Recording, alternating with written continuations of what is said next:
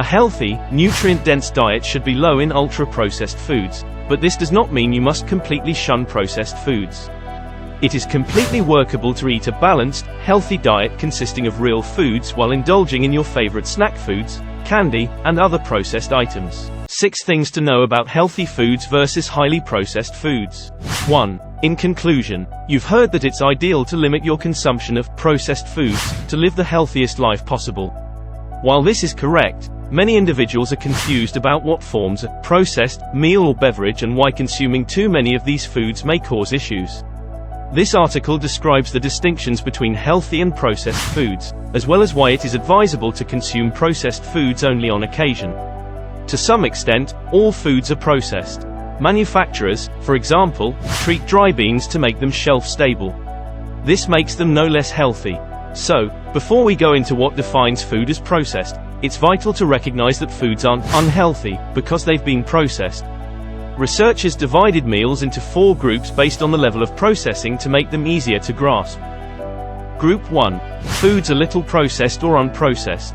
This category includes vegetables, fruits, grains, beans, and nuts. These items may have been roasted, boiled, or pasteurized to extend their shelf life or make them safe to eat. Group 2. Cooking ingredients that have been processed and derived from Group 1 foods or nature. Olive oil, maple syrup, and salt are examples of such foods. Group 2 items are employed in the preparation and cooking of Group 1 dishes. Group 3. Processed foods, which include goods manufactured by combining salt, sugar, or other components from Group 2 foods to Group 1 foods. Fresh bread, fruits in syrup, and cheese are other examples. Group 4. Ultra-processed foods. These contain few, if any, of the foods or substances found in Category 1. These foods are intended to be convenient, delicious, and inexpensive, and they are often heavy in sugars, refined grains, fats, preservatives, and salt. These standards aren't ideal or completely accurate for identifying foods. And experts recognize that there's a lot of variation when it comes to labeling foods as processed in research studies.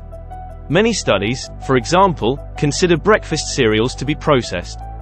Healthcare professionals do not consider some cereals to be processed if they have no added sugar and have undergone limited processing. That being said, the purpose of this classification system is to provide a general notion of what is a meal processed based on its manufacture and ingredients. 2. High processed food examples. Now that you understand what forms a processed product, you're wondering which foods and beverages fit into this category. Keep in mind that this is not an exhaustive list. Many more foods and substances are ultra-processed as well. It's not always clear whether a food has been processed, which can make it difficult to rule it out. Reading the ingredient labels is the most reliable approach to identifying processed goods. The world of food additives can be intimidating and perplexing, and it may be tough to recognize anything on ingredient lists. If you want to understand more about food additives and which ones are used in ultra-processed foods, visit the United Nations Codex Alimentarius. Processed foods have few or no processed or unprocessed ingredients and are higher in calories, salt, fat, and added sugars. They also contain chemicals like taste enhancers and thickeners. 3. What meals are considered healthy?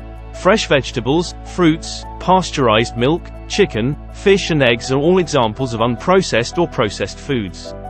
This is because these foods undergo no or smallest processing before you buy or harvest them. These foods are usually referred to as whole foods, since they are in their original, whole form or close to it. 4. Herbs and spices are made from 100% fruit or vegetable juice, tea and coffee seeds and nuts. Whole food items, such as granola with oats, dried fruit, and no added sugar, or polenta with whole cornmeal, are likewise considered processed and so healthy. Furthermore, some oils, such as olive oil and avocado oil, are made from entire foods and are considered healthful. Using the phrase healthy can be problematic at times since it can stigmatize processed foods. That is why, rather than using the term healthy, it is preferable to use the term nutrient-dense. This term refers to foods that have a high nutritional density per gram. Processed and unprocessed foods are generally higher in nutritional density than ultra-processed meals. A homemade soup made with chicken, veggies, brown rice, and stock, for example, is likely to be far more healthy than a processed canned or boxed soup mix.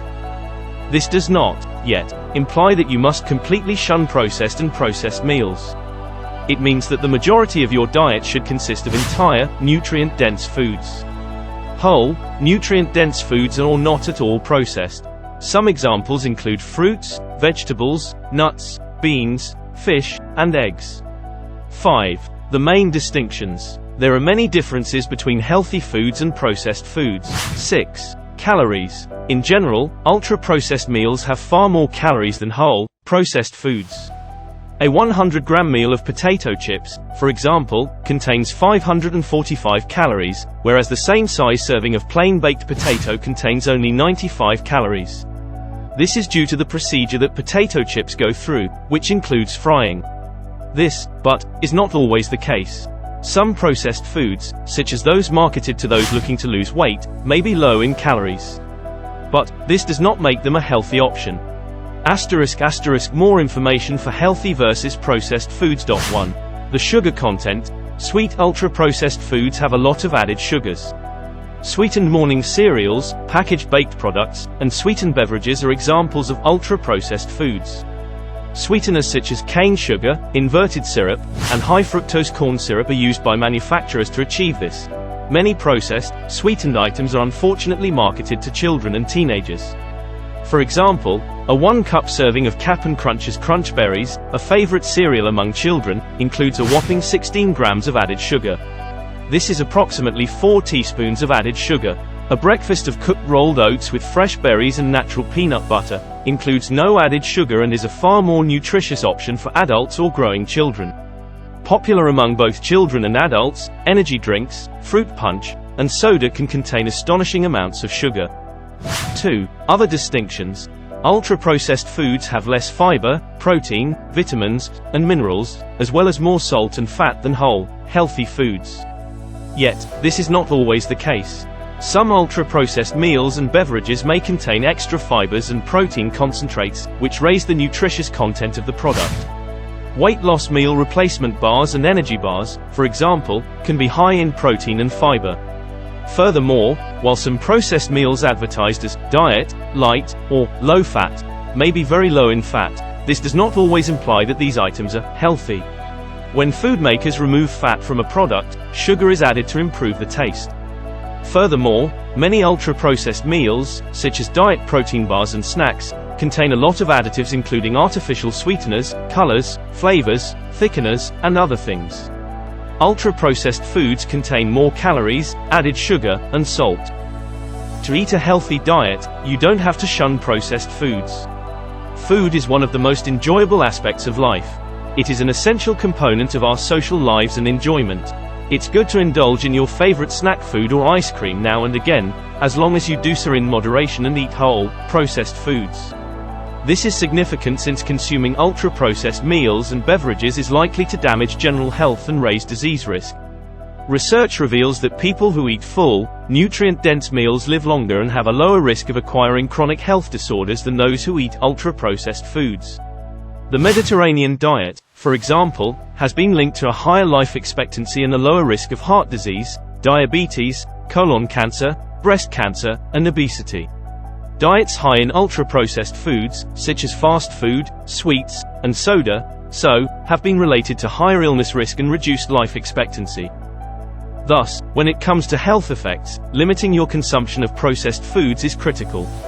To be healthy and lower your risk of disease, stick to a diet that consists of whole, nutrient-dense foods.